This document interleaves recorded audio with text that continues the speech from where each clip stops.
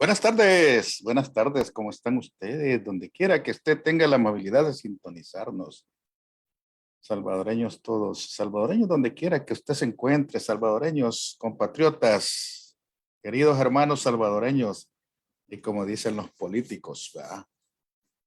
Así como dicen los políticos, amado pueblo salvadoreño, ¿verdad? Y todo se queda en un amado pueblo porque de ahí a los hechos no existe nada de amor. No existe ningún amor que puedan ellos manifestar.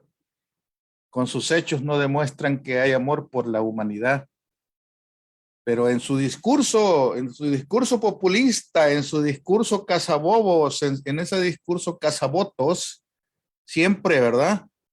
Amado pueblo salvadoreño. ¿Y sabe cuál es lo peor?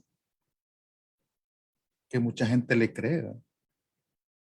Mucha gente hasta los idolatra, los endiosa, los convierte en esos ídolos.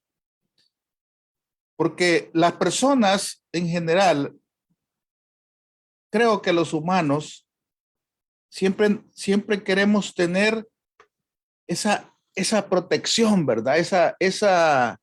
Nosotros tenemos una actitud paternalista. Queremos sentirnos queridos, queremos sentirnos amados y buscamos una figura. Y los políticos lo saben. Los políticos saben que las personas siempre tienen ese vacío. Los políticos conocen esa debilidad del ser humano. Me recuerdo yo en una anécdota que yo tengo muy presente, ¿verdad? Allá por el año 2005, por ahí, si no me equivoco.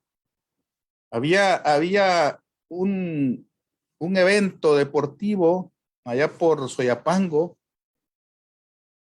y llegaba el presidente de ese entonces, el presidente Saca, ¿verdad? A hacer acto de presencia, porque era un acto deportivo donde iban a desarrollar un programa deportivo a nivel nacional y él se desfilaba, ¿verdad? Como siempre, como lo hacen los políticos, ¿verdad? Como que son pavos reales. Y desde las tribunas alguien le grita, señor presidente Saca, necesito trabajo. Y el señor presidente Saca, ¿verdad? Que hoy en gloria lo tenga, perdón, allá en Mariona, le dice desde donde iba, ¿verdad? Sí, le dijo, mándame tu currículum. O sea, esas actitudes suceden. Así como cuando el presidente de México anda en avión comercial porque él quiere dar la impresión que él es pueblo y se baja en carros normales a los pueblos y visita a la gente. Así como muchos candidatos o funcionarios que se ponen sombrero, ¿verdad? Para aparentar que son pueblo, para aparentar que son del pueblo, que son del vulgo, ¿verdad? Y se ponen botas de vaquero cuando nunca en su vida han montado un caballo. O se ponen gorra, ¿va? Así para aparentar que son jóvenes, para identificarse con esos jóvenes nini, ¿va? Para identificarse con esos jóvenes vagos que nos tienen tan fregados a la sociedad salvadoreña. Esa actitud, esa actitud así como desaliñados, ¿verdad? Que da la impresión que son rebeldes y qué va. El problema es que no hacen nada productivo.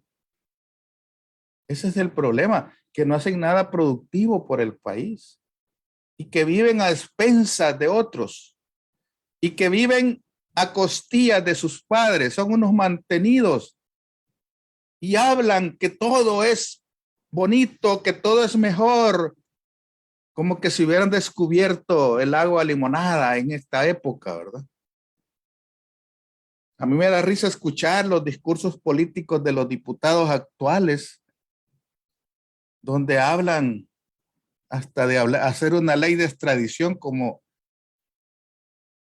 pecando de ignorante realmente, porque no saben quizás que hay tratados de extradición y no son leyes, son tratados de extradición que están por encima de las leyes y no hacen más que quedar en evidencia que son ignorantes y que no conocen la legislación salvadoreña. Pero hablando de noticias agradables, le vamos a dar el paso a nuestra coanfitriona Sofía Cortés. Después de una vacación obligada de varias semanas, bienvenida Sofía, ¿cómo estás? Mucho gusto, un gran gusto saludarte, Luis. Un gusto saludar a la audiencia de la plática, que ya los extrañaba un montón, pero gracias a Dios, aquí de nuevo en el micrófono tratando de discutir y debatir temas de importancia a nivel binacional. Muy buenas tardes a todos. El tema de este día es binacional porque nosotros estamos en la línea de hablar de temas que atañen a los salvadoreños, pero que también nos atañe a los que residimos fuera del país. Y tú que eres experta en estrategia, ¿nos puedes ilustrar un poquito? Ya estaba viendo yo, o leyendo, mejor dicho, noticias del Senado, que ya le dieron paso a la ley que hablábamos hace unos meses, ¿te acuerdas? La ley de infraestructura nacional. Es correcto. Que va bajo la línea de reactivar la economía a nivel estadounidense. ¿Me puedes hablar un poquito de lo que sepas sobre eso, por favor?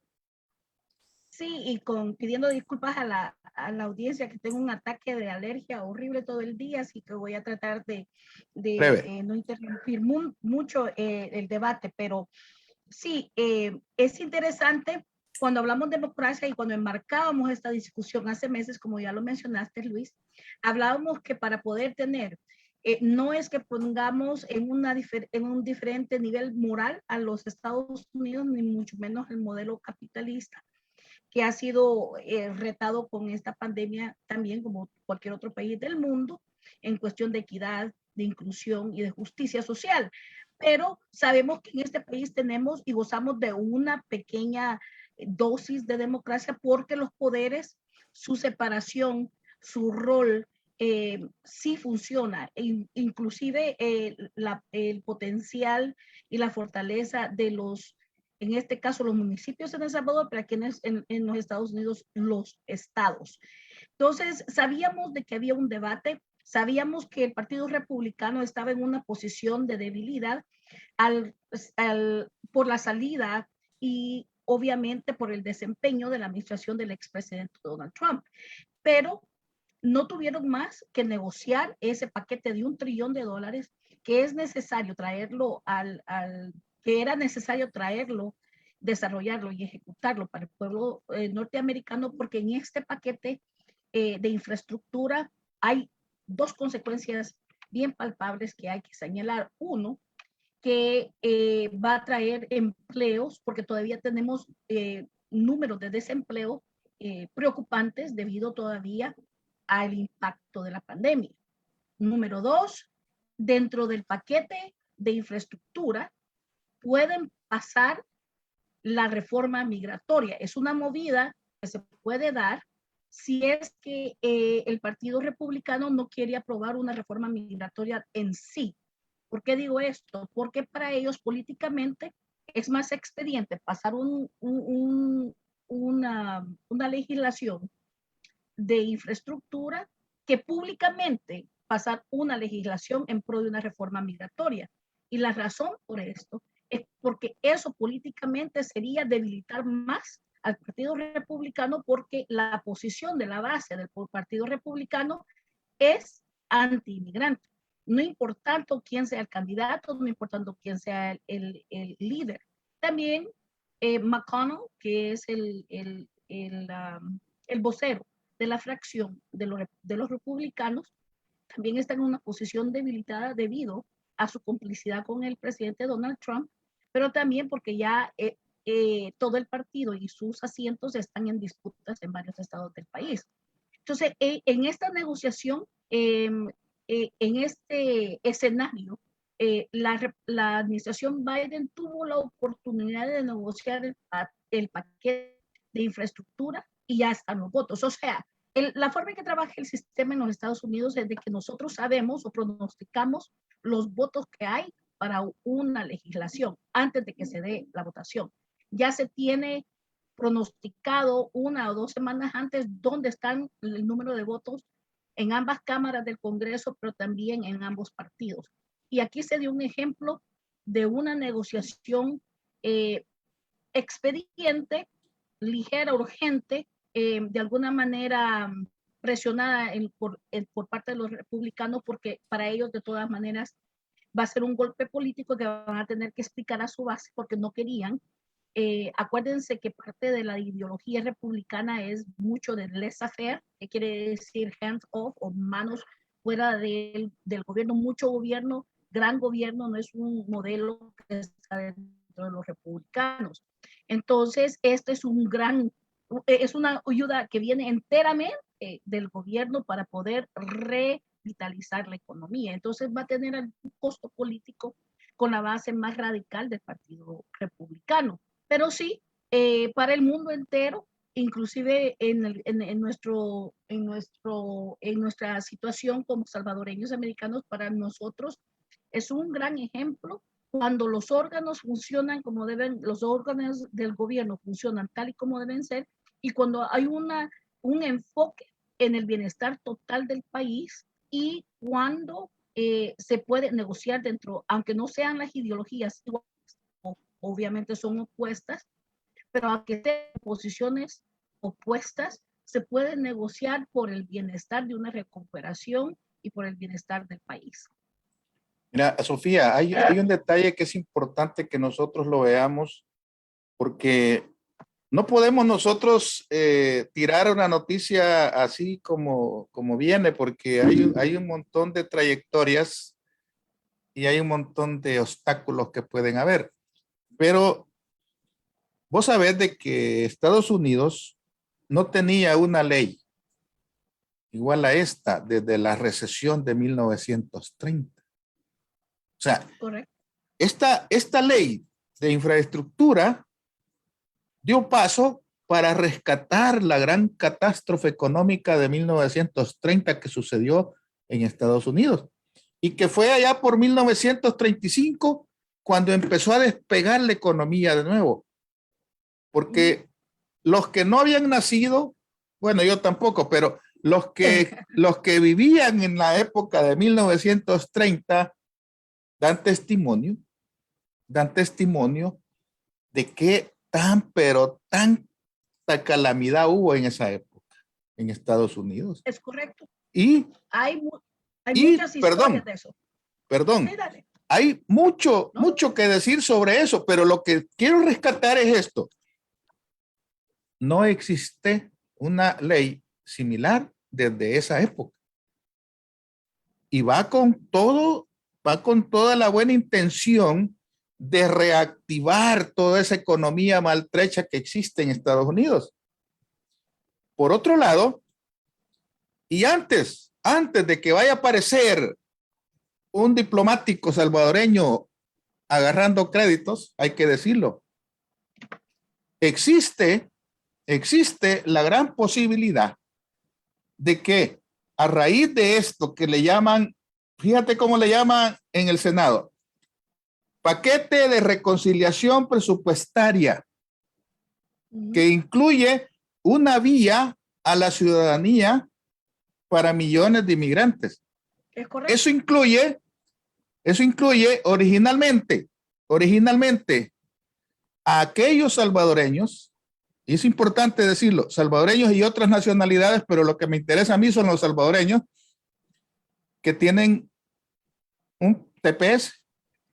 Correcto. Que son dreamer. Correcto. Y que son trabajadores del campo. Correcto. Y otros que califiquen en función de su conducta y todo ese rollo. Pero quiero que me des tu lectura sobre esto, porque yo no quiero que después aparezca un diplomático diciendo gracias al presidente de El Salvador se logró una ampliación o un nuevo estatus para los salvadoreños y todo ese rollo. Esto es algo que en marzo aprobó la Cámara Baja para darle paso a eso y que ahora el Senado lo esté tomando como una acción, como un avance, diría yo.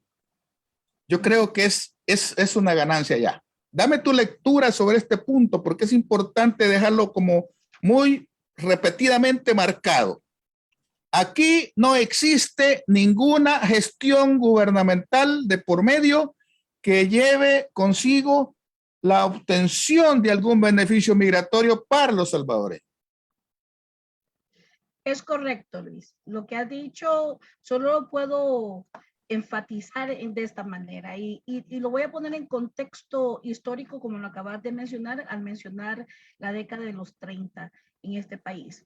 Bajo el liderazgo de Franklin Delano Roosevelt fue que se logró humanizar el daño que había causado la industrialización de este país.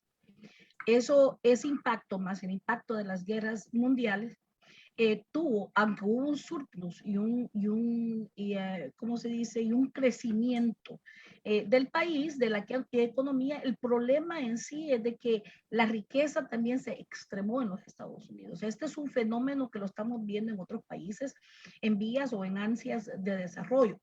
Entonces, Franklin Delano Roosevelt hizo la gran primera intervención en el gobierno para poder suplementar esas grandes pérdidas a nivel humano, el impacto en el individuo, y garantizó grandes beneficios como es el seguro social o Social Security, las estampillas de comida, las cocinas públicas, garantías en la ley del trabajo, el incremento al salario básico, etcétera, etcétera. Todo lo que es, podríamos decir de una manera socialista. Es más, Franklin Delano Roosevelt fue criticado hasta por miembros de su propio partido por estas posturas un tanto socialistas para ellos. ¿Por qué? Te puedo interrumpir un segundo, porque yo sí quiero rescatar un asunto. Mucha gente, ojo, mucha gente ni siquiera sabe por qué la carretera en San Miguel, por qué la calle principal en San Salvador se llama Roosevelt. O sea, no tienen ni siquiera la más mínima idea. Le dicen la avenida Roosevelt, pero no tienen ni siquiera la más mínima idea qué pasó. Pero fue parte, ojo, fue parte del plan de infraestructura de 1930 que llevó incluso a construir una red de carreteras que mueve durante toda la parte centroamericana. Atraviesa esa carretera México, llega a Guatemala, atraviesa todo El Salvador y sigue para Nicaragua hasta llegar a Panamá. Eso muchos lo desconocen. ¿Por qué? Porque creen que son los grandes gobernantes que hicieron eso en El Salvador. Es correcto.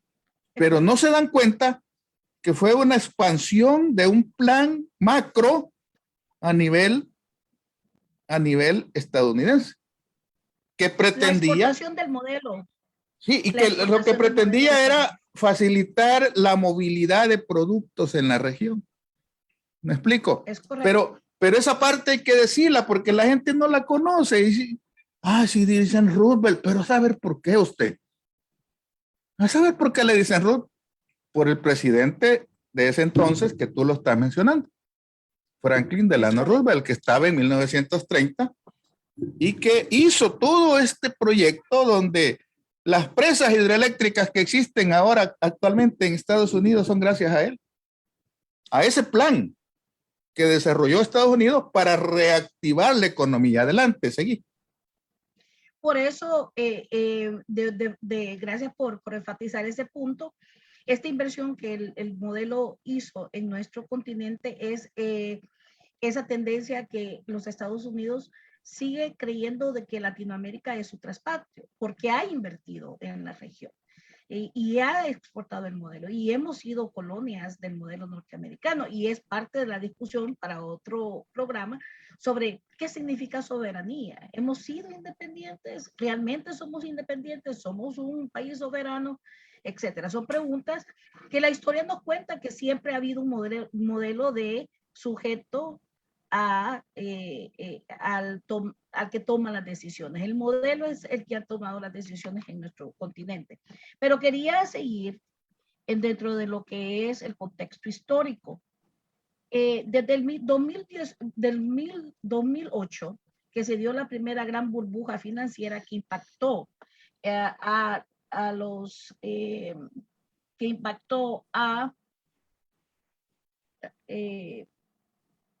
la industria de la vivienda y que empezó a desenvolver un caos económico porque no subíamos hasta, quizás sentimos un poco de nivelación en la segunda administración del presidente Obama.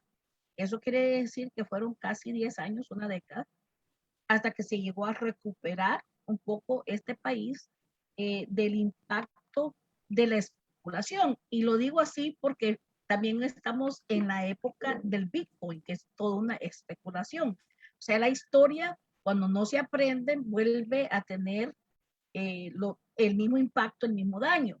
La especulación de la vivienda fue el error más grande que pudo haber cometido el área empresarial, la industria en sí y los economistas en los Estados Unidos, y un error que costó muy caro a la mayoría de personas. Fueron millones de personas que se quedaron sin vivienda y muchos de ellos endeudados con grandes cantidades de dinero en deuda. Entonces,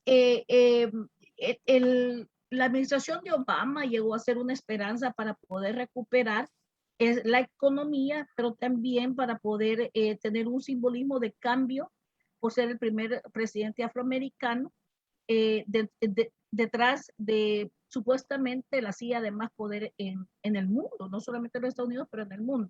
Pero creo yo que en alas de ser bastante honestos, en la presidencia de Obama fue más simbólico que otra cosa, porque ahí nos dimos cuenta que el poder de facto, los poderes activos de este país, no es la silla presidencial.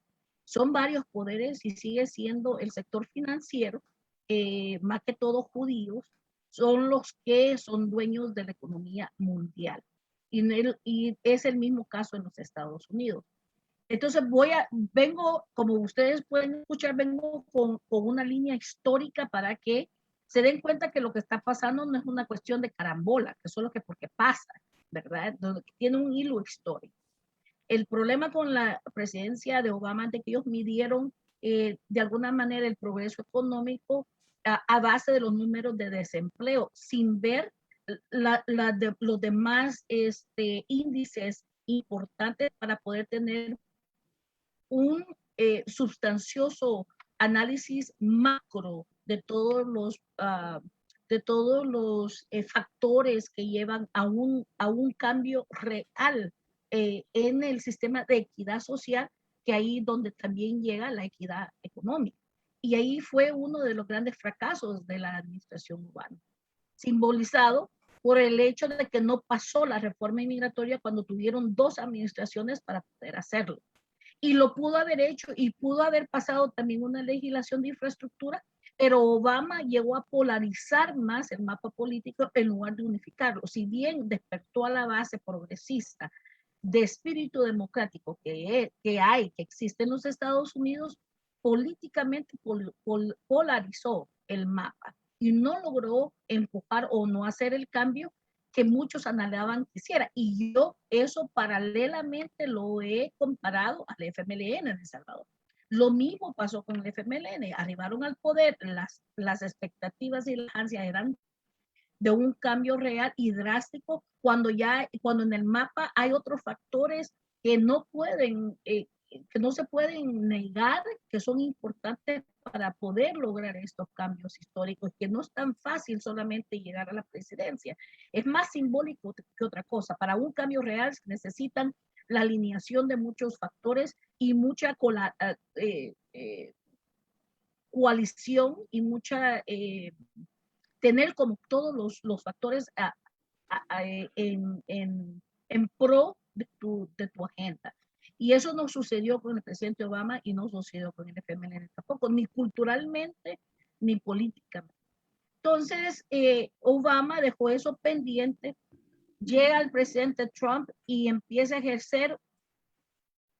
Primero, él tuvo la capacidad y los votos para pasar en una legislación de infraestructura también, pero no lo hizo porque no quería él beneficiar a la gente, quería beneficiar nada más al sector financiero, y eso se quedó como pendiente, y yo quisiera tocar este tema después, Luis, si me permitís, como los primeros 100 días de la nueva asamblea en El Salvador. Quedó muy poco hizo el presidente Trump en su administración, y cuando pudo haber inclusive mejorado la economía un poco más, no lo hizo. Es por eso que el impacto del COVID-19 o del COVID se sintió mucho más y rajó mucho más la débil plataforma de seguridad social que existía en los Estados Unidos. Ahora bien, como sabemos que cuando se pasa las legislaciones en cualquier órgano legislativo, siempre hay rutas para poder llegar a la legislación que uno quiere, depende de cómo se empaqueta. Y como lo había repetido antes, los republicanos jamás van frontalmente a aprobar una legislación que sea pro inmigrante, porque eso sería erosionar más su base, porque su base es más radical que de centro. El voto republicano en su totalidad, el voto progresista dentro de la derecha, por así decirlo, o sea, lo que son más de centro derecha, son mujeres. Y son mujeres y son gente que tiene una educación universitaria y de 40 años para en adelante. Pero la mayoría de miembros del Partido Republicano son trabajadores, obreros de 60 años para arriba. O sea, donde se trata de millennials o el voto joven y del voto de mujer, son centristas, o sea, tienden a ser más del centro o son votos cambiantes, que le decimos, ¿verdad? Entonces, en esta legislación, Biden le dio la salida política perfecta, porque pasaron un paquete entero, pero dentro de todo este paquete van varias legislaciones metidas en ese paquete de infraestructura, que no solamente es para crear trabajo, para reparar todas las carreteras del país, les va a aumentar el presupuesto, o como nosotros lo conocemos en El Salvador, para las municipalidades va a aumentar también presupuesto para los estados, para la recuperación del COVID, va a meter la reforma migratoria. O sea, ahí van varias legislaciones, o sea, es un movimiento de ajedrez bien orquestado, y la administración Biden lo supo jugar y también jugó el juego, valga la redundancia, de paciencia con el voto, y negoció bien que hubiera la certeza de tener el voto en ambas cámaras del Congreso para poder pasar esta legislación. Siento que esto es una gran buena noticia. Parece ser de que la decisión es de que aquellos que tienen TPS y DACA serán, y que han estado registrados, porque no hay necesidad de procesar ninguno de su información, van a ser mandados por la vía rápida que le dicen, ¿verdad? Como express, hacia una tarjeta de residencia. Creo que no van a haber muchos requisitos, y quizás el único requisito que puede haber es de que pueden comprobar que han estado o en la pobreza o que han ganado el mínimo y que no por eso no han declarado taxes, pero pueden pedir requisitos como la declaración de impuestos en el tiempo que han estado en el país, pero el proceso va a ser bastante express. 3 años para la residencia, 5 años para la ciudadanía, y a los demás que no caen de los 11 millones y un poquito más, porque creo que son como 1.7 millones, perdón, 11.7 millones de indocumentados en el país. Los que no caen en una denominación como TPS y DACA, es posible de que para ellos el proceso sea más largo, posiblemente de 5 a 7 años en el proceso total para la tarjeta, para la residencia. Entonces, vuelvo a decirte, Luis, como lo describiste, es genial ver cuando los órganos del Estado funcionan, legislan, negocian, hablan y sin persecución, sin caos, cada quien cumpliendo el papel que le compete para poder sacar un centro, el beneficio para el pueblo norteamericano, porque ya nuestros inmigrantes que no están documentados, pueden ser que no tengan documentos, pero ya forman parte de la tela socioeconómica y política de este país y son una comunidad vibrante y que invierte y que trae valor agregado a la economía y a las comunidades en donde residen. Y existe una cuestión importante, porque de acuerdo a lo que yo he leído, hasta el 15 de septiembre tienen los legisladores para presentar las propuestas que van a ir en ese paquete. Hay una fecha tope, 15 de septiembre. Y de acuerdo a las fuentes, dice fuentes demócratas no autorizadas y que están como bajo las sombras, no quieren que se sepa su nombre, dicen que el plan es incluir el paquete de reconciliación. En ese paquete, los dos proyectos de ley migratoria aprobados por la Cámara de Representantes el 18 de marzo. Y fíjese qué contradictorio este punto, porque estamos hablando de que va primero la ley de infraestructura, que ya solo falta que vote la Cámara de Representantes, y esa ley, de hecho, va a necesitar mucha mano de obra. Entonces, el gobierno está haciendo dos cosas. Una, tratando de facilitar la estadía de muchas personas, y dos, tratando de reactivar esa ley que quiere ser como algo, como un boom para la economía. Es correcto. Porque quieras o no, hay mucho desempleo. Es además un alto costo de la vida. Y esta ley lo que trata es de llevar esa parte a esa población que tanto necesita mejorar sus condiciones de vida.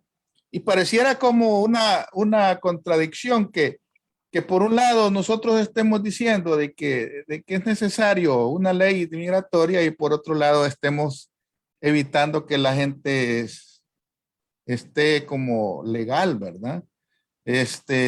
Normaliza su... No se puede, no, los republicanos lo saben. Y $1 trillón no es cualquier cosa, ¿va? ¿Quiénes al final? Es el paquete más grande de la historia. Perdón, es el paquete más grande de la historia para infraestructura del país. ¿Y qué sector sale beneficiado con esa inyección de dinero? ¿Cuál es el sector aparte de toda la clase trabajadora? Son aquellos grandes monstruos, aquellos grandes consorcios de construcción que mueven millones, ¿verdad? Correcto. Por lo tanto, los republicanos no pueden estar en contra de una ley que en sí mismo les va a beneficiar.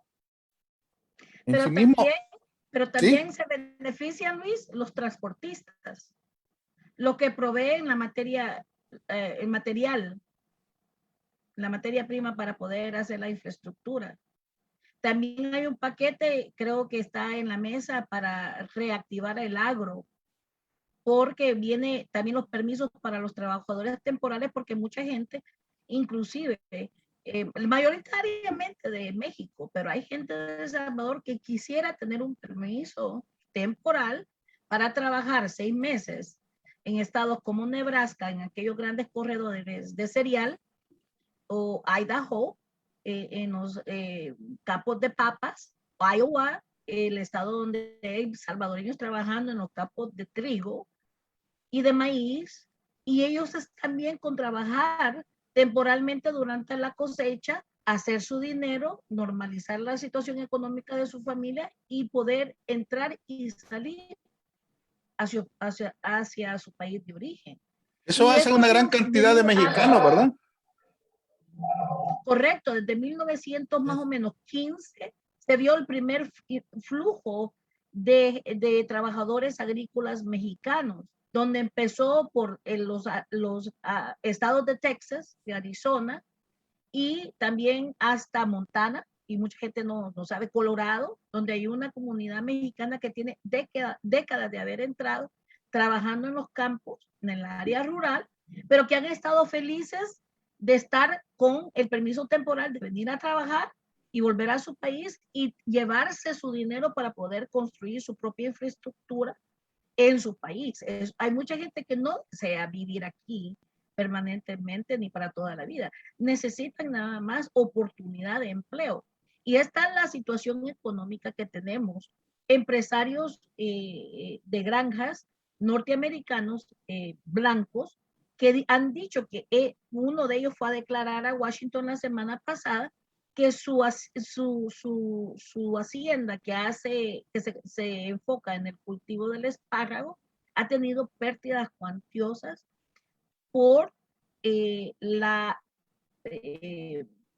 falta de una reforma migratoria y el miedo de los empleados campesinos, latinos, inmigrantes en su mayoría, de trabajar.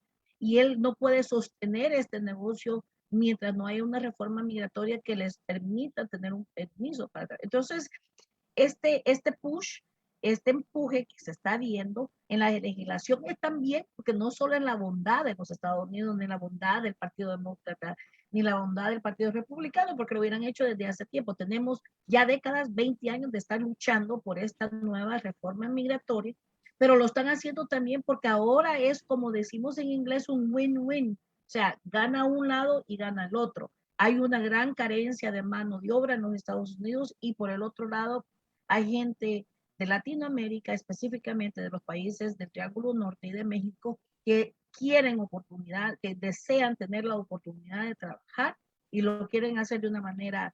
Vienen aquí, hay todavía un porcentaje que viene a hacer malas cosas y lo sabemos, pero eso no es el punto. Pero la mayoría de migrantes vienen a buscar una mejor vida para ellos, para su familia y a estabilizarse económicamente.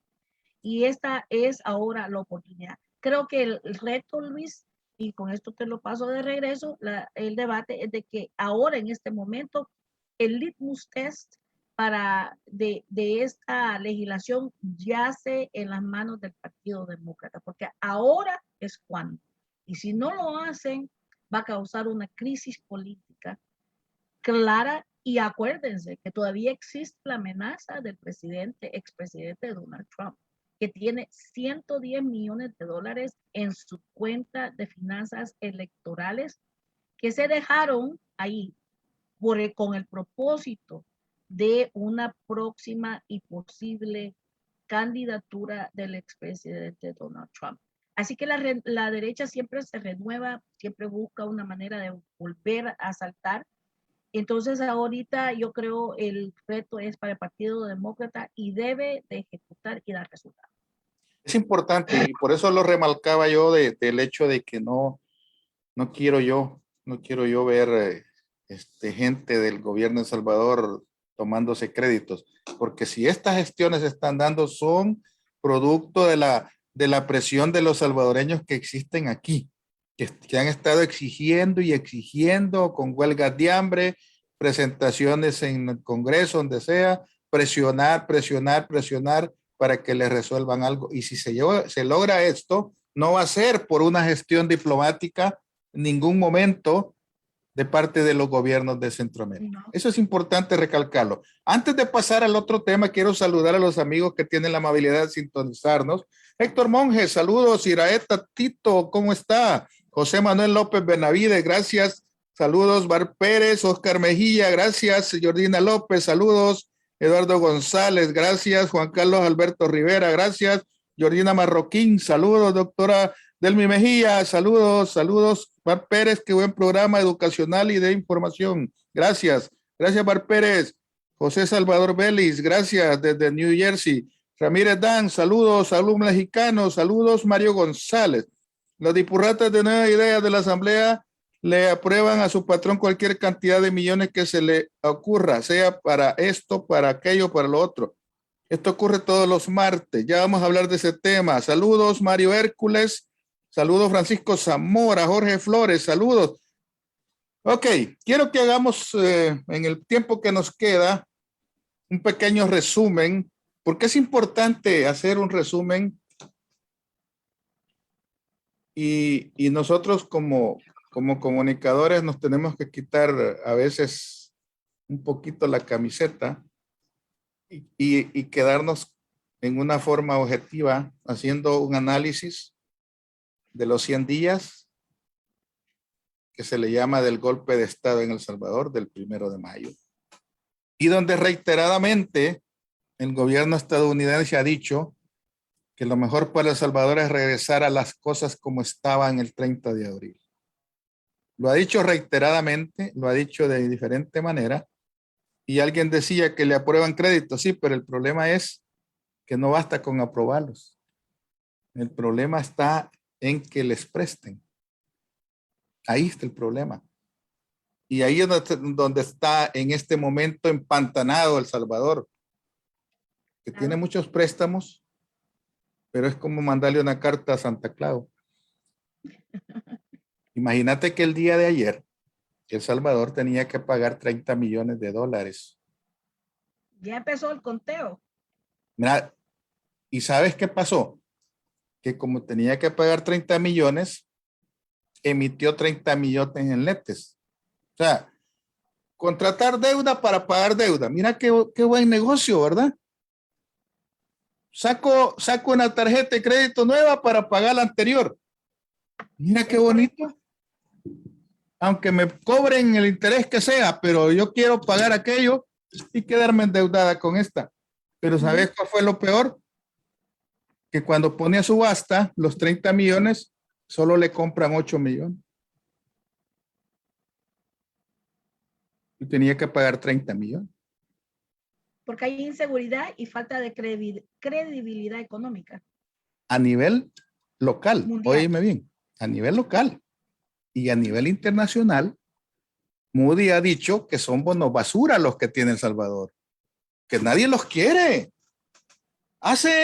Te voy a poner un ejemplo, hace unos, ¿qué? 10 años. Los bonos de El Salvador eran arrebatados. Los compradores los arrebataban porque les interesaba comprar. Hoy no los quieren. ¿Cómo se le llama eso? Cuando alguien pierde la confianza. ¿Desprestigio? Falta de desprestigio mundial.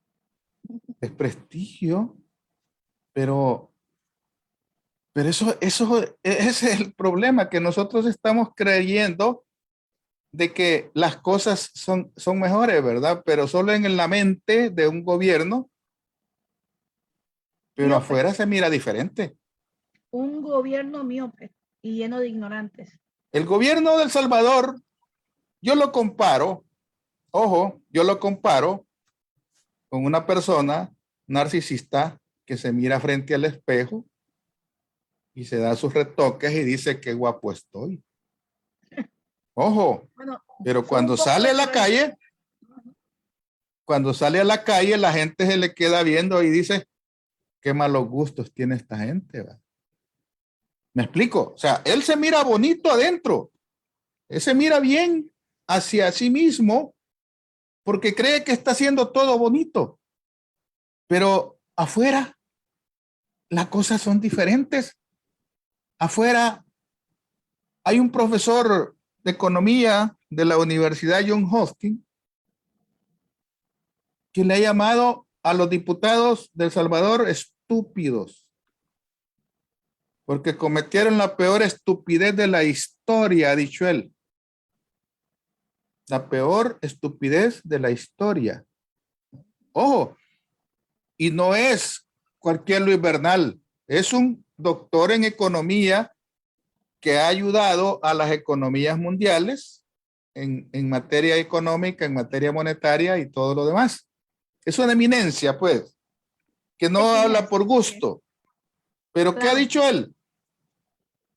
¿Qué es lo que realmente él ha dicho? Mire, pero es que aquí hay un problema. que hay un problema. Steve Henke, economista de la Universidad John Hopkins.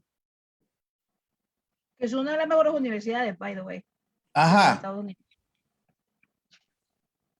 Dice, el presidente Nayib Bukele y los 62 legisladores cómplices acaban de inscribir sus nombres en la enciclopedia de la estupidez económica.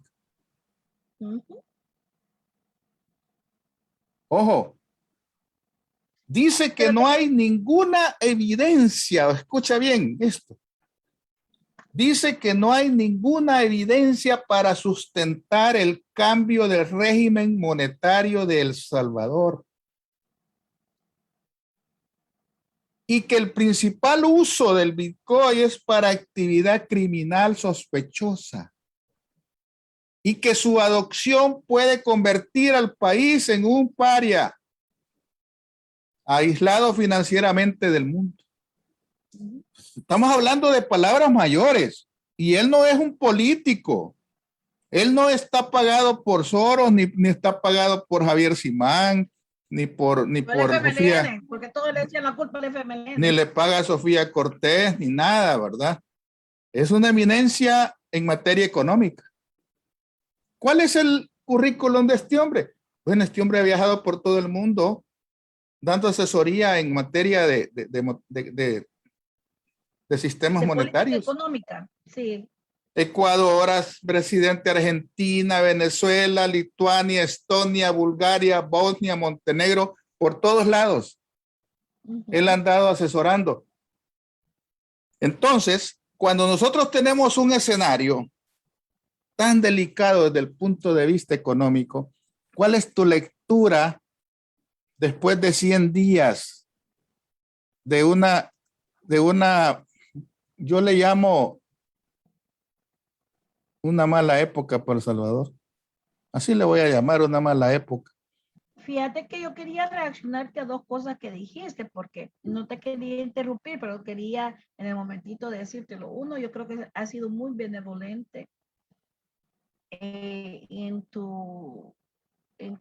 cómo le dijiste a esta nueva asamblea. Yo creo que estúpidos es obvio su comportamiento, especialmente en los últimos interrogatorios o cómo han querido manejar la cuestión del tema de los sobresueldos. Y obviamente hasta grabado está el nivel de estupidez de que ellos padecen y de ignorancia. Para tener un rol como un diputado han traspasado, hemos tenido otros casos en otras administraciones, tampoco voy a decir que los últimos gobiernos han sido unos grandes brillantes, todos los que han ocupado un cargo público, pero estos se llevaron la corona. Y ha sido muy benevolente. Yo pienso de que yo les podría decir que son culturalmente, están implementando una nueva cultura dentro de lo que es la Asamblea Legislativa de El Salvador como órgano de poder de nuestro país, como la Asamblea Legislativa más sinvergüenza en la historia de nuestro país. Y lo voy a decir de una manera bien clara y contundente, porque los datos, cuando uno es estratega y mercadólogo al mismo tiempo, a mí me gusta ver mucho los trends, el análisis, los datos, los números, porque como vos sabés, como persona en el campo financiera, como un financiero, un experto en finanzas, sabes que los números no mienten. Si está en rojo, está en rojo, si está en negro, está en negro. Y ahí no hay traducción ni hay manipulación, aunque una gente trata de manipular total. El 9 de agosto se cumplieron, exactamente el 9 de agosto se cumplieron 100 días de trabajo, supuestamente entre comillas, de la nueva asamblea. Desde entonces, la Asamblea Legislativa ha tenido apenas 14 sesiones y han pasado 139 dictámenes de ley. La Asamblea Legislativa se conforma con 20 comisiones. Estas comisiones supuestamente se deben de reunir semanalmente. Y yo se lo digo no solamente al público que nos ve, pero se lo digo simpatizantes o que apoyan a la gestión de Bukele y de la bancada del Partido Nuevas Ideas. Por el lema de que no queremos ser lo mismo, más de lo mismo, somos diferentes. Pero todo lo que ellos hacen demuestran que son peor que lo de antes. Y que en algunos casos quieren ser más de lo mismo. Estas 20 comisiones, hasta el final de julio, del 31 de julio, porque agosto no lo tenemos completo todavía, se han dado 66 dictámenes de los 139 que mencioné. 66 de ellos han sido en la Comisión de Hacienda. Es decir, lo que vos habías explicado. La nueva asamblea, este golpe que ahí le dio, golpe de Estado a la democracia de nuestro país, a la independencia de los poderes, lo dio precisamente porque este número que les estoy diciendo, 66 dictámenes de los 139 que han hecho en 100 días, ha tenido que ver con deuda, con préstamo. Más de 2.000 millones y pico en deudas en 100 días. Si 66 de los dictámenes de 139 tiene que ver solo con Hacienda, entonces podemos intuir que el trend es para poder dominar la caja fuerte del Estado. O sea, si hablamos de la corrupción del pasado, Nayib Bukele de facto ha institucionalizado la corrupción en el país y la ha legalizado por medio de tener, según él, haciendo la pantomima en la Asamblea Legislativa, teniendo una Asamblea Legislativa que solo aprueba toda la deuda. Pero como es legal, como eso le compete a la Asamblea Legislativa y lo están haciendo, entonces es legal. Y la mayoría del pueblo, ya sea que están dormidos, cansados, desesperanzados, y otros totalmente brutos, porque creen en lo escandaloso y en la ideología del fanatismo. Hay comisiones importantes para legislar toda una democracia y todo un país que no se han visto ni siquiera tan solo una vez en 100 días. Caso en punto, para prueba un botón, la Comisión de Municipalidades. 0 veces se ha reunido en la comisión en 100 días. ¿Qué nos dice esto? Cuando la gente dice Soyapango ya revienta de basura, que este otro lugar revienta que el alcalde aquí, que el alcalde, porque no hay una legislación que se esté haciendo como la Asamblea Legislativa tiene que ejercer su función. La Asamblea Legislativa es nada más un fano, un colador para el dinero que nadie quiere robarse, literalmente. 0, especialmente aquellas que impactan a los pueblos. Para que una comisión de municipalidades no se haya reunido en 100 días ni tan solo una vez, cuando les compete reunirse semanalmente. Entonces, yo no sé si por qué la gente no sabe cómo funciona una asamblea, tienen opiniones, quieren dar su opinión en todo lo que ellos piensan, pero hay cosas que son tal y cual están escritas bajo la ley. Entonces la Asamblea Legislativa no la... Y hay otras comisiones en las que se han dado un dictamen de ley. Por ejemplo, la de la mujer e igualdad, la Comisión de Defensa, la Comisión de la Familia, la Comisión de la Justicia y Derechos Humanos, la de Reformas Electorales y la de Seguridad. Un dictamen, cada una de estas en 100 días. Entonces la Asamblea Legislativa se ha convertido en el colador del piso, quieren ir sin ningún problema, sin ninguna legalidad, ningún ninguna control, pero también se ha vuelto en la arena del show mediático. La carpa, cuando usted ve en la carpa del circo, donde se da el show, eso es lo que es la Asamblea Legislativa. Le ha funcionado de dos maneras perfectamente. Y la ecuación la ha perfeccionado en estos 100 días. Más sin embargo, estas comisiones, específicamente las que mencioné, lo que han hecho es residir, fíjense bien, o sea que a mí me da risa, yo sé que el país está mal, pero me da risa, porque es tan simple y tan de sentido común, que si la gente lo ve, no sé qué solución podríamos darle a nuestro pueblo. Estas comisiones que han tenido un dictamen, han tenido más de 44 visitas de funcionarios del gobierno en 100 días. O sea, solo han hecho visitas sociales y el cafecito y nada más, que es parte del show. Y los que más han visitado la Asamblea Legislativa en estos 100 días es la ministra Hananía, la licenciada Hananía, la ministra de Educación y el ministro de Hacienda.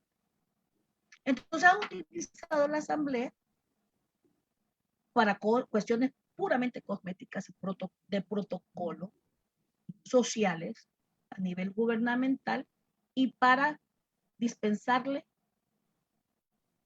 a Bukele cualquier legislación que urge a él, engavetar la que no le urge y robar todos los martes, robarle al pueblo en su cara y decirle, ¿es legal? Díganme que no. Yo tengo mayoría en la Asamblea. La Asamblea en sí como cuerpo, como órgano del Estado, es legal. Y el pueblo, que tal vez tiene un poquito de conciencia, acobardado, con miedo, esquinado, indefenso, y aquellos, el 27% que dijo sí, sí, sí, sí, callados, sin decir nada ante tanta sinvergüenzada. Aparte, en estos 100 días, han habido 8 ocasiones que se ha hecho en la dispensa de trámite. Y yo no sé si la gente sabe lo que es una dispensa de trámite, porque se menciona, pero mucha gente no sabe lo que es una dispensa de trámite. Y dice, la definición de dispensa de trámite es en un órgano legislativo hay acuerdo para que los trámites concernientes a un asunto urgente, pero urgente ¿para quién? Pregúntense para quién es urgente, pero lo que es urgente para usted puede ser no urgente para mí. Y definitivamente lo que es urgente para el pueblo no es urgente para Bukele. En un órgano legislativo, vuelvo a comenzar, acuerdo para los trámites concernientes a un asunto urgente, se sometan a discusión y a votación, sin los procedimientos reglamentariamente dispuestos en las normativas. ¿Qué quiero decir con esto? Que en 8 ocasiones han hecho dispensas de trámite obviándose, o como le quisieron decir a Lorena Peña, pasándose la apropiada función y tramitación. Tiene que tener una asamblea para que sea transparente por el arco del triunfo. Pero ellos son los que se llenan la boca de diciendo los corruptiantes. Y ellos lo hacen sin ninguna pena ni vergüenza ante el pueblo salvadoreño, que hasta televisado es. Eso es lo que nos han demostrado. En 100 días no solamente han clarificado qué tipo de gobierno tenemos y qué tipo de partido está en su mayoría en la asamblea, pero también qué tipo de pueblo son. Que estamos viendo en 100 días no solamente la prueba de la medicina marca, sino la bofetada al pueblo todos los martes. Y todo bien, gracias. Vienen las vacaciones, vámonos a la playa, y como que nada está pasando. Y es el nivel de corrupción más históricamente más grande para nosotros como país, y una democracia a punto de desaparecer. Y como lo decía antes, varias gente me discutía a mí, no, que no es una dictadura. Y ahora, ¿cómo les quedó el ojo? ¿Es una dictadura o no es una dictadura? Y yo lo vengo diciendo desde hace meses. No es que tiene que reprimir al pueblo. ¿Y cuál es la versión de represión? ¿Creen que es tan tonto en el siglo XXI un dictador millennial de derecha renovada, reforzada, que domina las redes digitales? ¿Crees que tiene necesidad de venir y agarrar al humo e ir a reprimir una manifestación? ¿Creen que es tan tonto? O sea, que yo no he dicho que Bukele es tonto, que es sinvergüenza y corrupto y ladrón y arribista, pero nunca dije que es tonto. Él sabe cómo reprimir sin necesidad. Ojo, él mide los riesgos, sin necesidad de matar a la gente. Los está reprimiendo económicamente, está haciendo con el pueblo lo que le da la gana, está haciendo con la oposición lo que le da la gana, utilizando los fallos del mismo Estado. Se sabe el Estado de adentro y de afuera. Conoció las entrañas de la izquierda, conoce las entrañas de la derecha, conoce el Estado, conoce cómo funciona una municipalidad. Él venía ya con un game plan, con un plan para jugar este juego. Y él sabe reprimir sin que vos lo sintas. Y lo está haciendo. Y sabe robar sin que lo sintas, y lo hace legalmente. Legalmente. Por eso hizo este mapeo de poner la asamblea que él quería. Y movió a su base a que hiciera su sueño realidad, porque él puede decir tranquilamente, es legal. Y termino con esto, Luis. Esta asamblea legislativa genuflexa, sinvergüenza y totalmente inepta e ineficiente, que no ha hecho, e inefectiva, que no ha hecho nada en 100 días. Se quedaron sin archivos para discutir y en su lugar se han quedado como un edificio vacío. Por primera vez en la historia tenemos un edificio vacío, sin el órgano más importante que vele por los derechos de un pueblo. Estamos huérfanos de ley. Y sin ley no hay democracia. Y sin democracia no hay calidad ni protección a la vida humana y a los seres humanos de ese país. Estamos en un grave estado, en una condición grave política. Ese es mi resumen de los 100 días de esta mal llamada Asamblea Legislativa. Y cierro con lo último. Perdón que se me olvidaba una cosa, Luis. Yo leí un tuit este día de la presidenta de la comisión que atentó porque pues nada más un atentado y no le salió. Alexia Rivas, me parece que es el apellido, presidente de la comisión, que estaban cuestionando a Lorena Peña, que dijo que por qué no la oposición nos enojábamos si ellos están haciendo el trabajo que la oposición no pudo hacer antes. O sea, lean bien el tweet y escuchen bien lo que estoy haciendo. No sabe lo que está hablando. Ni siquiera varias veces ha cometido errores garrafales en tweet que son públicos, y lo que existe en tweet vive eternamente, en tweet. Dicho en tweet, queda en tweet para la posteridad. Y varias veces ha cometido errores garrafales. Y este es otro de ellos. Ellos no son oposición. ¿De qué está hablando? No existe, pero ni siquiera la comparación. Entonces yo si ese es el caso, a esta diputada le recomendaría que si ese es el caso, entonces que tenga solidaridad y coherencia y no permita el arrebatado e injusto e inmoral persecución política que se le está dando a miembros ya de la tercera edad de la oposición sobre algo que no es bajo la ley, y lo han dicho varios abogados en varios medios, que no es ilegal. está en la normativa del funcionamiento del presupuesto discreto de la presidencia. Entonces, con eso cierro, Luis, mi resumen de estos 100 días, porque estamos viviendo tiempos duros de incoherencia y muy graves para la democracia de nuestro país.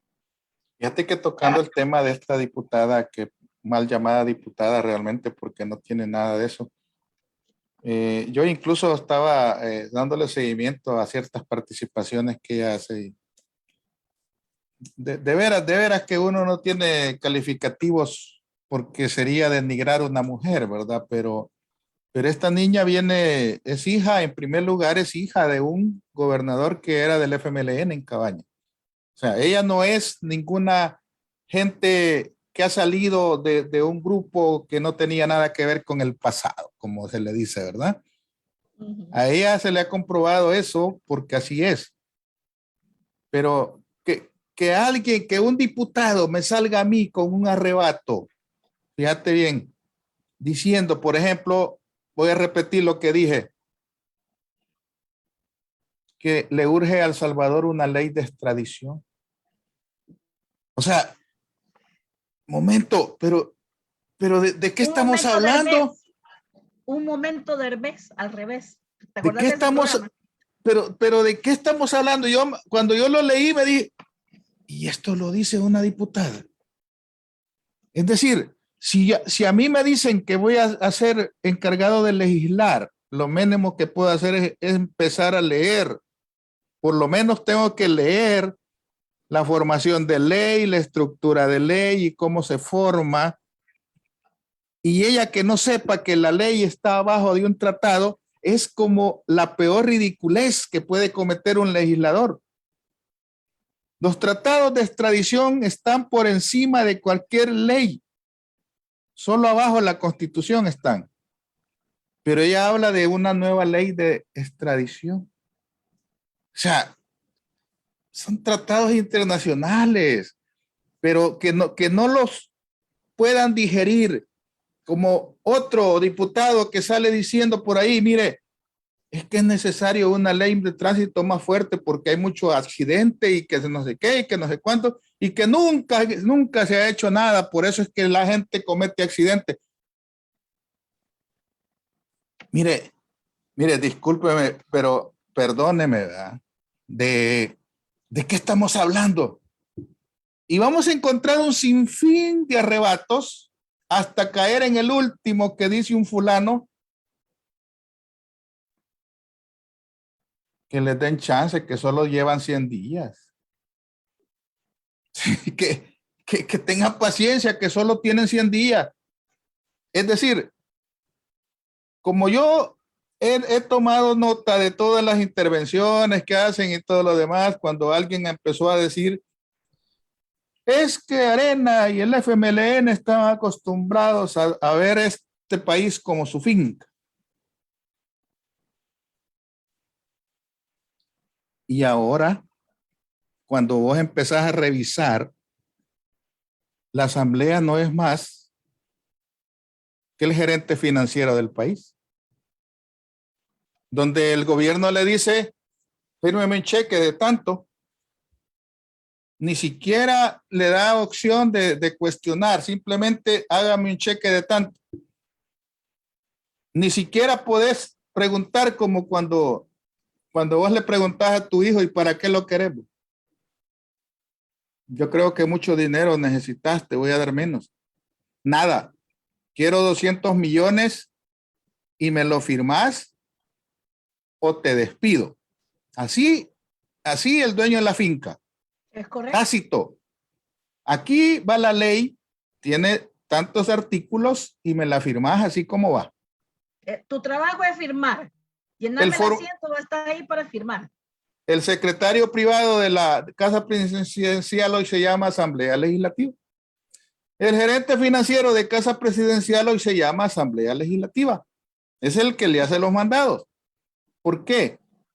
Porque hacen el mate, de verdad, que van a discusión a la Comisión de Hacienda, que es la comisión que ha trabajado nada más para revisar cómo le mandaron el decreto.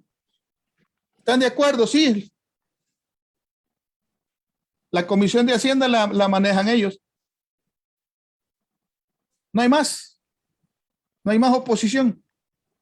Es que no ponerte a existe. pensar, Luis, ¿quién es el presidente de la Asamblea Legislativa? El ex administrador de Nayib Bukele. Él sabía perfectamente cuál era el rol que quería que jugara Castro, dirigiendo el comportamiento requerido para poder desenllavar la función de la Asamblea Legislativa para que se convirtiera en la gaveta de Bukele. Eso es lo que es la Asamblea Legislativa. Entonces, no podemos hablar del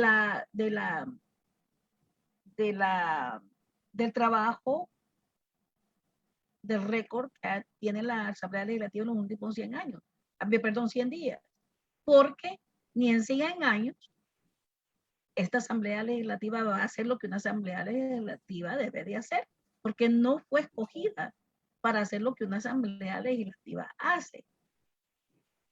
¿Te acuerdas en la legislatura pasada cuando el ministro de Hacienda se excusaba cada rato que no podía ir porque tenía muchos trabajos, porque estaba trabajando no sé qué, y ahora todas las semanas lo ves que está pidiendo dinero en la Asamblea? Todas las semanas, sin excepción. Solo en la vacación no fue, ¿va? Ese es el segundo funcionario que más ha visitado la Asamblea Legislativa. ¿Y qué es lo que pasa? Que la Asamblea simplemente, lo repito, es el gerente financiero que no puede cuestionar. Firmame el cheque y ya, punto. Me firmas el cheque porque yo soy el dueño. Y esa es la conducta. ¿Y qué decir de la Corte Suprema? Es un cero a la izquierda en El Salvador. O el fiscal.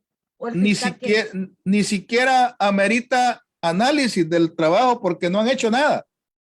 El fiscal, peor. Mira, pero hemos llegado a un punto tan delicado y como alguien dice, y se vendrán días peores, ¿verdad? Así decía porque mi abuelo. septiembre. Se verán días. Se verán días. Porque septiembre es un septiembre negro para El Salvador. Ojo, septiembre es un punto de inflexión para El Salvador. Si no cambia nada de aquí al 15 de septiembre. Pero, así como se ven las cosas, en El Salvador se va a hacer un movimiento peor de lo que pasó el 1 de mayo. Yo presiento que sí. Estoy de acuerdo contigo. Porque le van a dar vuelta a la Constitución. Sí, y yo quería decirte, para finalizar el programa, antes de que lo finalicemos, Luisito, de que también yo sé que compartimos en nuestra página, porque nosotros compartimos contigo mucha información cuando podemos. Obviamente nosotros chequeamos la veracidad de la fuente y muchas veces no somos responsables del contenido, pero lo compartimos y que cada quien llegue a sus conclusiones. Pero quería, antes de que termináramos el programa, que habláramos sobre el controversial video que ha estado rodando por las redes sociales de la supuesta media hermana de Nayib Bukele, el cual apareció en nuestra página. Y yo quería decir 3 cosas bien puntuales alrededor de eso. Uno, y lo que yo escribí en mi página personal no tuvo muchos likes, porque yo pienso que muchas veces las opiniones controversiales no son publicaciones populares. Está bien. No lo hago por ser popular. Lo hago por vertir con autenticidad y honestidad mi opinión, a la cual yo tengo derecho. Y nadie tiene la obligación de compartirlo. Pero sí pienso que fue una opinión justa. Porque mucha gente en la página de la plática se tiró. En estos tiempos que estamos viviendo de feminicidio, de violencia contra la mujer, de una manera bastante hipócrita y sin ningún tipo de freno cultural. Muchos, la mayoría, quizás de 10 comentarios, 8 eran negativos contra esta supuesta hermana del presidente Bukele. Eran negativos, la llamaron hasta loca, si andaba fumada, si estaba tomada, a que si era psicóloga no se lo notaba porque estaba algo medio deschavetada. O sea, unos comentarios creo yo que reflejan el estado cultural que tenemos colectivamente. Y quiero enfatizar lo que yo puse. Uno, tiene derecho a su opinión y tiene derecho a advertir lo que siente. Nos guste o no nos guste lo que ella tenga que decir. Si ella está haciendo acusaciones y no son verdaderas, que la lleven a una corte por difamación, por lo que sea, y que se prueben corte estas cosas. Segundo, es una mujer. Y el trato que le dieron como hija, mujer, en comparación a los hermanos, es diferente, porque esto es parte de la disfuncionalidad de la cultura, no solamente musulmana, pero de la cultura salvadoreña. Y si nosotros no lo admitimos, nunca vamos a cambiar. Porque un hijo varón puede hacer eso y le aplaude. Tiene un gran valor, qué barbaridad, este muchacho es fuerte, hasta lo admira. Pero porque es una hija mujer, es criticada. Casi apaleada públicamente. Y tercero, que quizás es lo más controversial, especialmente para la gente progresista o de izquierda, que si bien don Armando tuvo su contribución, don Armando Bukele tuvo su contribución social en el país, para mí es una muestra de lo que siempre he dicho: candil de la calle, oscuridad de su casa. Uno no puede hacerse el Avenger, el superhero, el héroe, el que anda con la bandera de la justicia social y que pelea por las revoluciones y que por los cambios, cuando tu casa es ejemplo de totalmente lo contrario. Sea una costumbre cultural musulmana o no, y que no son musulmanes de religión porque son cristianos, pero culturalmente hablando, el hecho de tener hijos con una querida, como le dicen en nuestra cultura, y tratarlos diferente, es una falta de humanidad. Y es una falta de equidad. Más cuando se tiene la capacidad económica de que no exista esa falta de equidad. Esa es una costumbre machista. Y no podés pregonar, estar en pro de la justicia y ser embajador y tirarte hasta de una manera moralista a dar cátedras, cuando tu ejemplo vivo es vergonzoso. El hecho que nunca la hubiera reconocido, nunca la hubiera expuesto a sus hermanos y nunca hubieran convivido como familia. Y más allá de eso, no dejarle asegurada a ella, tal como a sus hijos, su vida como cualquier padre y madre va a hacer con un hijo, sea su madre o su padre, es clasista, porque escogió a quién beneficiar y a quién no, siendo igualmente todos. Entonces aquí hay gente que dice que es una odiosa, que es una... Bueno, yo hasta yo estuviera llena de resentimiento, no sé. Si se ponen ustedes en los zapatos de ella, tal vez el caso sería diferente. Así que yo quería enfatizar eso porque vemos nada más lo escandaloso del video y lo que ella tiene que decir, pero no vemos las implicaciones sociales y culturales para nosotros porque no aprendemos. seguimos siempre en las nubes, buscando el escándalo y viendo lo que queremos ver y viendo muchas veces solo lo que nos conviene ver. Pero no las lecciones realmente que la vida nos va dando como para oportunidad de aprender, para poder ser realmente agentes de cambio. Eso quería compartir contigo. Hay como mucha tela que cortar sobre este punto, pero yo quiero destacar lo que dijiste, porque ella tiene una característica que le falta a muchas personas en El Salvador. Tiene valentía. Y esa valentía de enfrentarse a quien ya sabe, la puede llevar incluso a los tribunales. ¿Va? O a muerte. O a la muerte, como ella dice, pero esa valentía que ella demuestra cuando dice públicamente acusaciones, porque no son acusaciones sencillas, donde lo tilda de ladrón, lo tilda de drogadicto desde los 15 años, de que no era el consentido porque era demasiado, niñón. Demasiado, ¿cómo le llaman a eso? Mimado.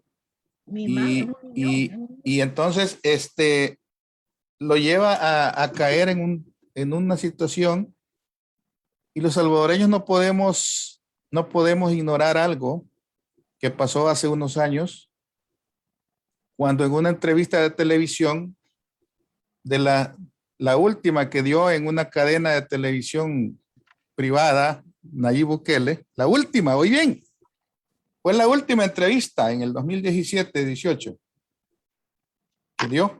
Después ya no lo volviste a ver en ningún canal. ¿Ok? Y salió difamando a Eugenio Chicas.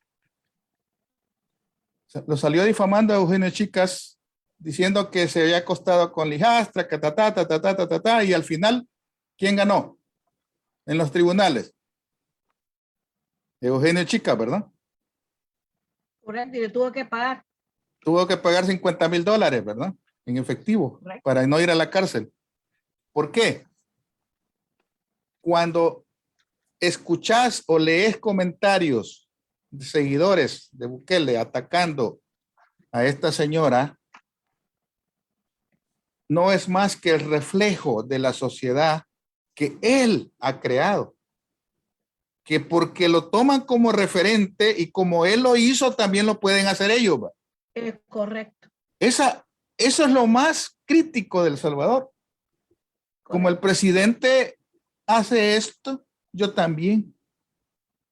¿Me explico? Eso es el resultado de una sociedad desgastada, porque así toman como referente y se olvidan del antecedente que al final, por esas palabras mal dichas, tuvo que pagar $50,000. Y muchos de los comentaristas o de los que opinan no tienen ni 5 para pagar una demanda. Porque son expresiones de violencia contra la mujer. Es las correcto. Que se emiten en un comentario en contra de alguien, criticándole su aspecto físico, criticándole lo que dice. Correcto. Y ofendiéndola. Son expresiones de violencia contra las mujeres y un delito. Ahora, es importante destacar eso. ¿Por qué? Porque yo admiro la valentía que tiene esta señora.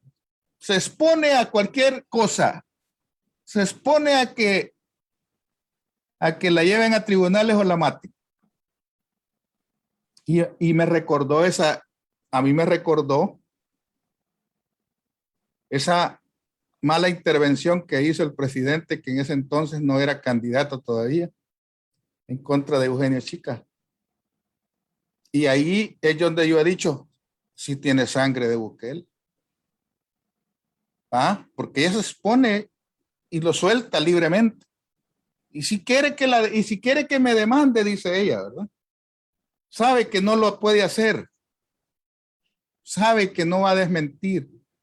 Porque muchos le han pedido que se haga un examen antidoping. No lo quiere hacer.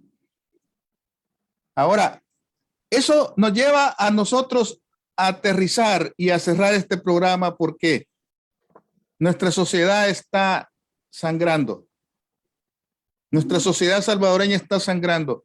Y hasta que no aparezca una solución, difícilmente el país va a salir adelante. Es correcto. Yo no veo a corto plazo una solución. Yo no la veo, todavía no la veo, porque cada día se está acrecentando más y más la insolvencia financiera en El Salvador. Pero por otro lado, se le está diciendo a la población que todo está bien. Dice el ministro de Hacienda, no tengo problemas de liquidez y todas las semanas está en la asamblea pidiendo dinero. Si no tiene problemas de liquidez, decime tú, Sofía, si tu casa no necesita pintura y puede esperar un par de años, ¿para qué vas a hacer un préstamo para eso? ¿Cuál es la realidad que te están ocultando? Que piden para una cosa, pero en realidad lo quieren ocupar para otra. Así como han ocultado los 1,000 millones de deficiencia que tienen las reservas internacionales de El Salvador y que ahorita no encuentran de dónde sacarlo, porque se comprometieron creyendo que el Fondo Monetario les iba a soltar los 1,200 millones hace 3 meses. Y no lo hizo. Y no lo quiere hacer. ¿Qué dice el economista de la Universidad Johns Hopkins? Le pregunta a un entrevistador, usted ha escrito que la ley Bitcoin generará una pesadilla regulatoria a nivel internacional. ¿Podría explicar esto? Le pregunta el entrevistador. Y entonces él dice, el Grupo de Acción Financiera Internacional, GAFI, por sus siglas en inglés, es el perro guardián del lavado de dinero y financiamiento de terrorismo a nivel internacional. Ojo, el GAFI regula que las partes involucradas en transacciones de activos virtuales provean información completa y suficiente del principio conocer a su cliente. También requiere que quienes envían y reciben activos virtuales obtengan conocimiento acertado e información acerca de la transacción, el origen de los fondos y la relación con la contraparte. Las posibilidades de que las transacciones de Bitcoin salvadoreñas cumplan con esos requisitos son pocas o ninguna. La probable violación salvadoreña de las regulaciones del GAFI bajo la ley Bitcoin garantiza un flaqueo ante el GAFI y sanciones económicas. El Salvador corre un gran riesgo de ser económica y financieramente aislado del resto del mundo. Dice claramente que El Salvador dice, no he hablado con funcionarios del Fondo Monetario o del gobierno, pero es claro que la ley Bitcoin y otras fantasías de criptomoneda que El Salvador pueda tener jugarán decididamente un papel negativo en las negociaciones con el Fondo Monetario Internacional y el Banco Mundial y otras instituciones. El motivo, entre otras cosas, es el hecho de que, como todo mundo es consciente, que la ley Bitcoin probablemente desestabilizará El Salvador y facilitará su transformación en un gran centro para lavar dinero. Y si te has dado cuenta, así es. Y si te has dado cuenta, ha pasado un mes y el gobierno no habla de Bitcoin. Bueno, no tienen la normativa que deben de generar. Pero ni siquiera hablan, no dicen nada. No ha sacado regulaciones, no ha sacado reglamentos que tenían que estar listos ya.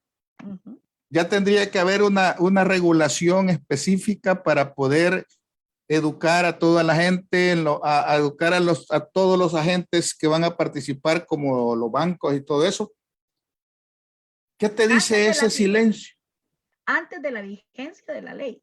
Sí, es que tiene que ser antes, pero antes de la vigencia tenía que haber reglamento ya a estas alturas. Correcto. Pero ¿por qué no ha dicho nada del gobierno? ¿Por qué no ni siquiera ha promovido nada? ¿A qué se debe ese silencio? Porque el problema está ahí. El problema está ahí. Todo un fiasco. Lo hizo por show para poder una cortina de humo que le salió muy mal, porque es como comprometerse a algo que después vos no vas a poder ejecutar. Y hoy se viene en septiembre y tiene que, de una manera u otra, tiene que ejecutar. Y no va a poder. Sin sucumbir al país y la economía del país a una vulnerabilidad de la que quizás no vamos a poder salir. Mira, yo he apostado un par de pupusas de loroco con queso de que no va a seguir la ley Bitcoin. De que no se va a aplicar. Sería lo más inteligente que podría hacer en estos 2 años. ¿Por qué? Porque tiene que bajarse los pantalones. Me equivoqué. Miren, Fondo Monetario, abandono eso, pero denme la plata, la necesito, porque viene septiembre. Va a tener que topar. Agosto paga 800 millones de préstamo. Septiembre otros 300 millones. Octubre otros 300 millones. ¿Y de dónde los va a agarrar? Si se llevó a las ONG a cuentearlas a la casa presidencial, porque como las ONG van a recibir 4.000 millones o 1.000 millones, no sé cuánto, de Estados Unidos, ¿verdad? Se las llevó a una reunión a que comieran sándwich, salmón, para cuentearlas, para decirles, mire, yo aquí estoy, mire, yo estoy con ustedes. Así que esos 1.000 millones que les van a dar, ¿verdad? A mí me sirven, ¿verdad? Entonces, ¿quedamos en qué? En que 100 días no existe nada relevante que destacar en El Salvador. Solo metidas de pata, una peor que la otra en escalada. Y está, desgraciadamente, lo último que nos mencionamos, desgraciadamente para el pueblo salvadoreño, porque se va en un solo paquete, Luis, y no lo mencionamos, pero debemos de mencionarlo antes de terminar el programa, es de que con la reputación en la calle económicamente, como dijiste, pero no solamente eso, no que con su tata económico, los Estados Unidos, jalándole las orejas,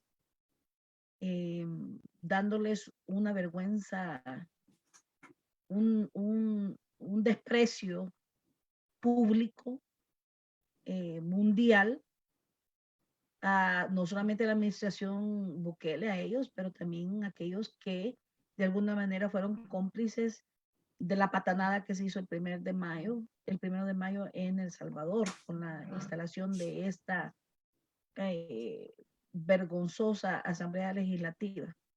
Entonces están desmoralizados, aunque no lo va nunca a demostrar, porque eso no es parte del show mediático de él. Él está tratando de curar el mensaje que le decimos nosotros en mercadología política. Está tratando siempre de salir adelante con algo innovador, nuevo, escandaloso, para poder seguir tirando cortinas de humo y hacer de tripas corazón, porque realmente han sido una metida de patas tras otra. Y con la cerecita sobre el pastel, que los Estados Unidos le dijo, no, si querés nuestro pisto vas a tener que comportarte y te vamos a decir cómo comportarte. Y cuando no le hizo caso, ¿te acordás? Cuando empezó a llegar Ricardo Zúñiga, cuando venían el sonido de los caballos galopando, él decía, me valen los Estados Unidos.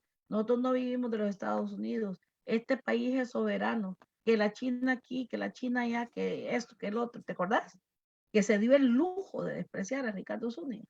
Bueno, y esas voces de que le han suspendido los viajes no oficiales, ¿será cierto? Porque yo no puedo confirmarla.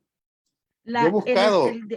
El Departamento de Estado tiene público a quien tiene restringida la entrada de los funcionarios políticos de otros países. Y está restringido. Y están restringidas visas. Y yo creo que todas estas reuniones que ha tenido él con la embajada han sido claros en su mensaje, que este no es la administración Trump. Claramente le han dicho que esta no es la administración Trump y que tiene que haber un cambio realmente en el país, en el manejo del país, el tono, como vos dijiste, ese tono que está creando un seguimiento de todos sus simpatizantes que son tan irreverentes, sinvergüenzas, irrespetuosos, inmorales como él, porque eso es lo que él está sembrando en el país. Él es el vivo ejemplo del comportamiento de Correcto. muchos malcriados y maleducados que aparecen por ahí, porque como el presidente lo hace, ellos también, ¿va? Correcto. Mal ejemplo. Y te digo, esto va a llevar a que los Estados Unidos sigan dándole elecciones. Y sí, ya con el hecho, porque es un cambio, otra cosa que la gente no percibe, de que el cambio del desembolso de los 4,000 millones de dólares es un cambio histórico, siempre se le ha dado algo a los gobiernos, literalmente. Ellos ya contaban con el chequecito, ya lo sentían en las manos y que esta cosa ya estaba ahí, ya hasta huelía en el... No, mira, Sofía, ¿sabes cuál es el problema? Y yo siempre lo ilustro así, que mucha gente a veces se gasta el dinero en el entendido de que el fin de mes le van a pagar. Correcto. Y El Salvador ha hecho eso. Ha gastado a lo loco, sigue gastando a lo loco, creyendo que le va a llegar un dinero y no llega. Pero más que eso. Metiéndose. Pero la política hemisférica ha cambiado y nadie le creía a Biden y a la administración de Harris. Hay cosas que las vienen haciendo desde que asumieron la presidencia, cosas que han definitivamente cambiado. Y no le creía. Por eso mandaron al emisario Ricardo Zúñiga. Pero como son tan torpes y no saben el manejo diplomático de un país, mucho menos de los socios estratégicos de un país, con todo el protocolo y el tipo de conversación que se debe de tener y el tipo de negociación que esto lleva, quemaron el puente de Ricardo Zúñiga y técnicamente dijo, ¿y yo por qué me tengo que reunir con un emisario de los Estados Unidos? Me voy a reunir con el presidente porque así es de egocentrista. Yo voy a lidiar con esto a mi nivel y a mi forma. Entonces no entendió que les estaba sacando un lazo. Ayúdame, ayudarte. Y quemó el puente. Y pensó que los Estados Unidos iba a quedar con los brazos cruzados. Pero ellos Ese es el peor error. El peor error que comete el presidente Salvador es subestimar la inteligencia de otros. Y ahí es donde cae en el error. Correcto. Porque a la más pequeña criatura del universo no se le debe subestimar. Es correcto. Y es importante que uno tome ese ejemplo. Sofía, te agradezco mucho el tiempo que te tomaste para venir aquí. Yo sé que no estás todavía bien de salud, pero gracias por venir a este tiempo de la serie. Y quiero que te despidas de la audiencia. Ay, Luis, para mí los miércoles son miércoles de bendición, compartiendo contigo, compartiendo con esta audiencia fiel de nosotros, de los miércoles, pero también de la plática, que es una plataforma, estimada audiencia, que no es porque pretendan que Luis no está ahí en la pantalla, que es una plataforma que le ha dado nacimiento a muchos otros esfuerzos de comunicación no comprometida con ningún partido, no comprometida con ningún personaje, transparente, libre, y que trata de compartir con nuestra audiencia con mucha responsabilidad los temas de más alto impacto para nosotros a ambos lados de la frontera, porque somos un solo pueblo. Y también somos habitantes de este mundo, más allá de las fronteras, y hay otros temas que hemos discutido con Luis que también nos pone en ese escenario mundial y de impacto mundial.